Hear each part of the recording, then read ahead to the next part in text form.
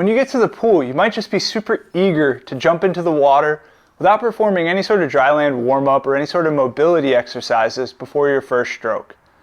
You're just going to warm up by swimming, right?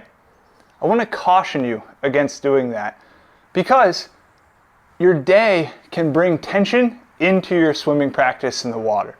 What I mean by that is, if you have to sit for extended periods of time at a desk, maybe you have a long commute, or you just had a slightly inactive day, and then you come to practice, you might have a little tension in your body. And then you go and you hit those first few strokes in the water, all of a sudden the shoulders are a little bit cranky, the hips, ankles don't feel that great, and on top of that tension being felt, maybe you're not giving yourself the best possible stroke you could with a little bit of a warm-up beforehand. So I want to challenge you to spend a little bit of time warming up on land before your first strokes in the water. Today I'm going to give you a few exercises you can utilize to apply to your training as well. First one here is called a prone straight arm fly. All you're going to do is lay down, eyes looking down just like you'd want to mimic that head position in the water. Arms go out straight, and then all you're doing, sending those arms out to the side, pivot the hands, and touch the thumbs to the side of your leg. Pivot the hands, palms facing down on the way back out. Arms stay straight the whole time. As you complete this, I want you to think about allowing your shoulder blades to move. You don't really think about your shoulder blades throughout day-to-day life, and sometimes they just get a little stuck, and that can cause them not to feel so good when we're in the water. I want you to complete 15 repetitions here, taking your time, eyes looking down, and focusing on allowing those shoulder blades to move. Next up, I'm going to stack myself in a side lying position here.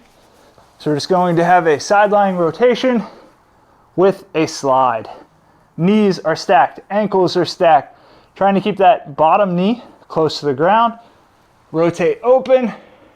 Try to get that elbow close to the ground. Slide up and back down. Rotate again. Open up the body. Slide up and back down. As you complete the slide, I don't want you to hold your breath. Again, rotate open. Knee and elbow stay close to the ground. Slide up and back down. Complete 10 repetitions on each side.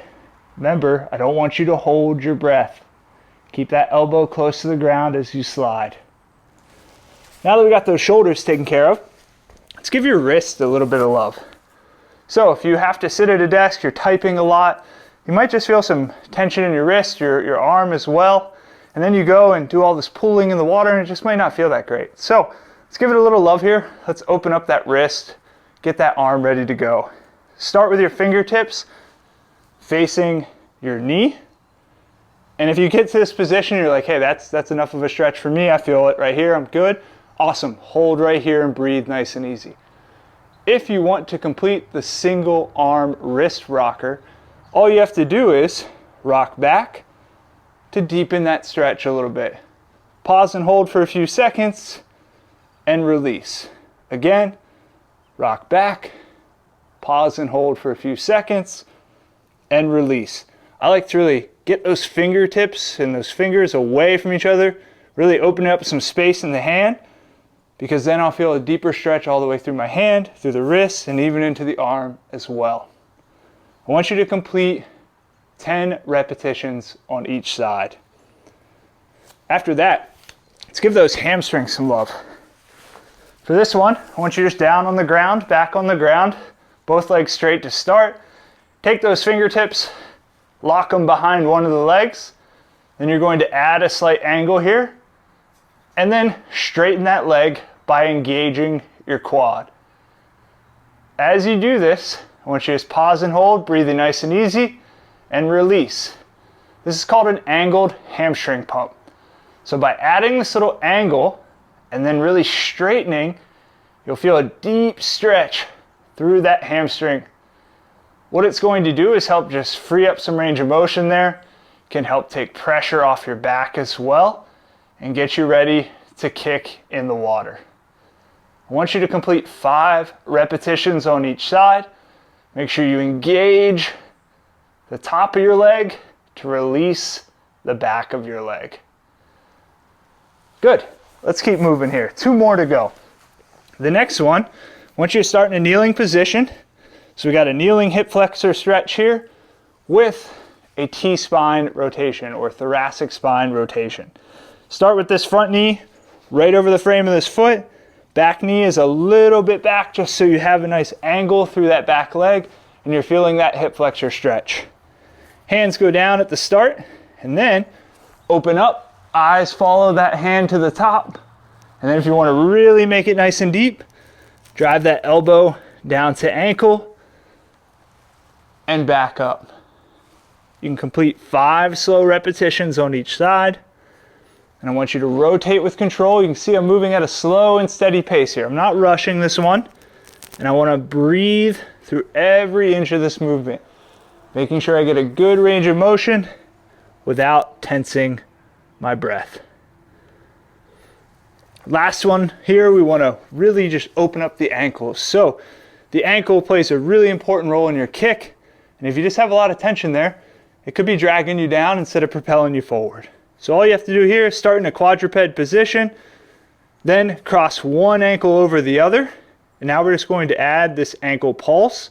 So all you have to do is drive that bottom ankle down toward the floor, pause and hold for a few seconds, and then release. I want you to complete 5 repetitions on each side. Don't force it. Just want to feel a nice stretch of the ankle. So lift, drive that heel down, pause and hold, and release. I'll switch legs here just so you can see it from the other side. Crossing over, drive that ankle down, pause and hold, and release. One more to finish out. I want you to complete 5 reps on each side. Drive that heel down, pause and hold, and release. By adding these exercises to your warm-up before you get in the water, you can maximize that time you do have in the water and have yourself ready for the best practice possible. I recommend completing 2 to 3 rounds of these exercises as time allows.